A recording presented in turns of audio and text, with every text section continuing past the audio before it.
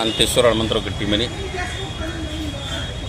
अक्कलकोट तालुक्याचा शिक्षण विभाग काय चाललाय, कुठं येऊन पोचा लागलाय हे तुमच्यासमोर आता मी दाखवणार आहे. हाय ते सत्य परिस्थिती तुमच्यासमोर ठेवणार आहे. आता पट तरी सध्या घटत आहे. आता 2 वर्ष झालं, 2-3 वर्ष झालं पट गेल्या वर्षी 14% पट घटलेले आहे जिल्हा परिषद शाळेचे अक्कलकोट तालुक्याचा. त्याचप्रमाणे आणि काही शाळेत पाणी आहे, काही शाळेत पाणी नाही, आणि काही शाळेत पंखा असून लाईटसुद्धा नाही, काही शाळेत स्वच्छतागृह असूनसुद्धा स्वच्छता नाही. ही अनेक प्रश्न उद्भवत आहेत. त्याकडे अक्कलकोट गट शिक्षणाधिकारी यांचे दुर्लक्ष आहे. त्याचप्रमाणे आता शिष्यवृत्ती म्हणा, 10वी-12वी पेपर म्हणा, तळागाळात नेऊन पोचलेला आहे. सध्या त्या रिझल्ट फलितांश गुणवत्ता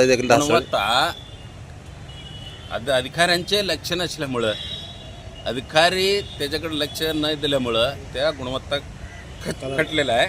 आणि 8वीचा जे स्कॉलरशिप पेपर झाला आता शिष्यवृत्ती यावर्षी 8वीचा आणि 5वीचा त्या बघा सांगतो रिझल्ट ते लक्षात येऊ द्या सगळ्यांचा.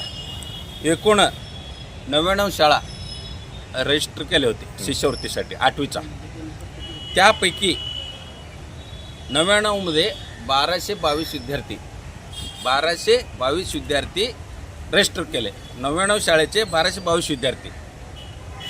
त्यामध्ये 1222मध्ये 8वीच्या शिष्यवृत्ती किती पास व्हावं? 1222मध्ये फक्त 54 विद्यार्थी.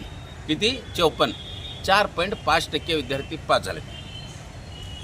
नपास 1145. किती? 1145.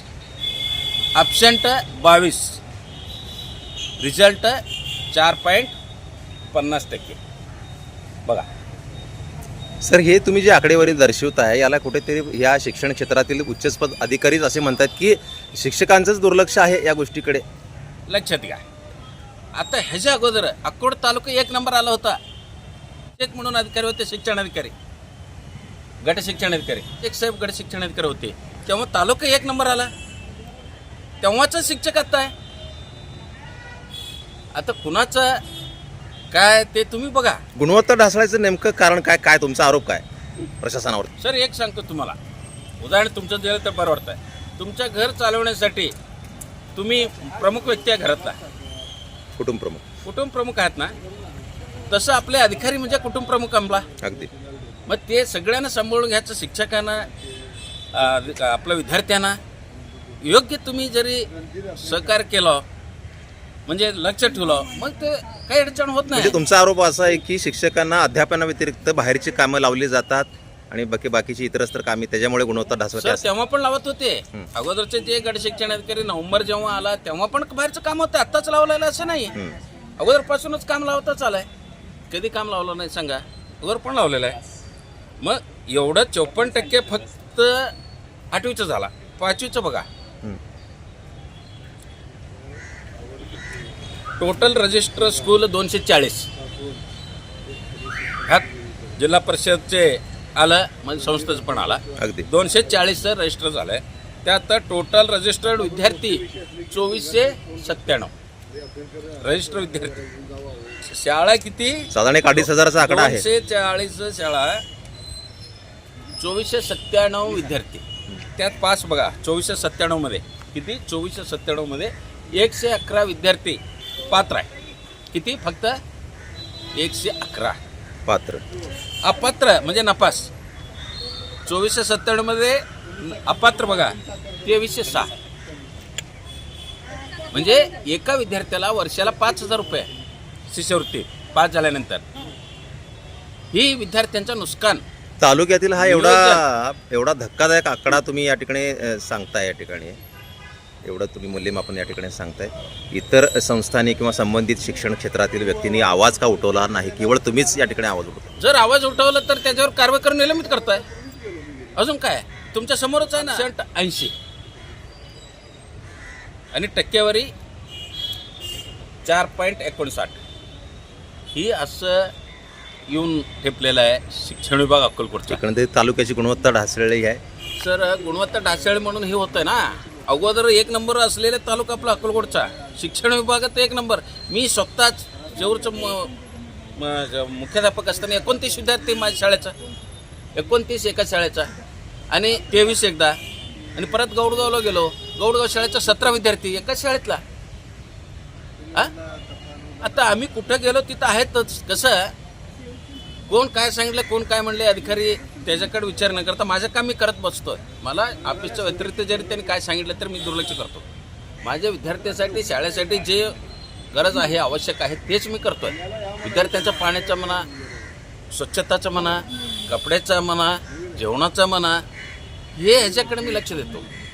दुसरं काय बाहेरचं कामं सांगितलं तर मी जात नाही. त्यासाठी माझी शाळा, आणि अधिकारी सांगत होते एक्स्ट्रा तास घ्या, तेव्हा एक्स्ट्रा तास घेत होतो आम्ही. शेख साहेब एक्स्ट्रा तास घ्या म्हणून सांगत होते, आणि प्रेमाने दर्प करून नाही, दडपण करून नाही, प्रेमाने सांगत होते, प्रेमाने काम करून घेत होते. आता सध्या ते राहिलेले नाही. शिक्षकावर दबाव आहे, शिक्षक कुठेतरी दाबले गेलेला आहे. असं चालणार नाही. तुमच्या कुटुंबातल्या लोकांना जरी तसं ठेवलं तर चालतंय का कुटुंब? नाही. झाल्यानंतर त्यांना काढायचं असतंय, मग त्यांना त्या ठिकाणी उपाध्यक्ष जिल्ह्याचा मग कुठला तरी संघटनेचा त्या महिला, आणि कोणी त्यांच्याजवळच असते, त्यांना बदली पाहिजे असेल तर त्यांना तिकडं बदली करायचं. हे नाही तर राहिले, ह्यांनी कधीच कुठल्याही लेटर पॅडवर त्यांचं नाव नसतो. ह्यांनी चौकशी का करत नाही? गड शिक्षणाधिकारी आणि प्रभारी गड शिक्षणाधिकारी प्रशांत अरबळे साहेब का ते चौकशी करत नाही? चौकशी न करता त्यांचे बदली कुणाला नको आहे त्यांचं कॅन्सल, कुणाला पाहिजे त्यांना देऊन टाकायचं. शून्य आहे. अक्कोट तालुक्याचा पारदर्शकता शून्य आहे. मी एक मागासवर्गीय शिक्षक संघटनेचं आहे, माझे अध्यक्ष म्हणून बोलतोय.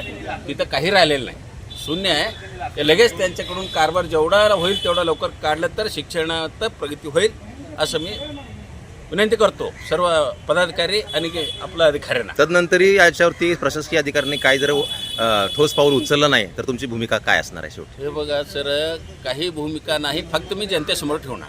आता मग मी एवढंच राहिलं आहे, काय केलं तरी त्यांच्यावर कारवाई होईना.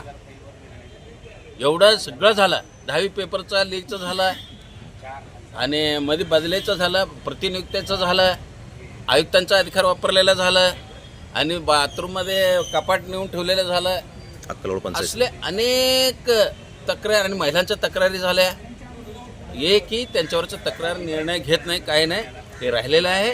त्यासाठी त्याने इथून त्यांना काढेपर्यंत, प्रभारी गट शिक्षणाधिकारी यांचे चार्ज काढेपर्यंत ही सुधारणा होणार नाही.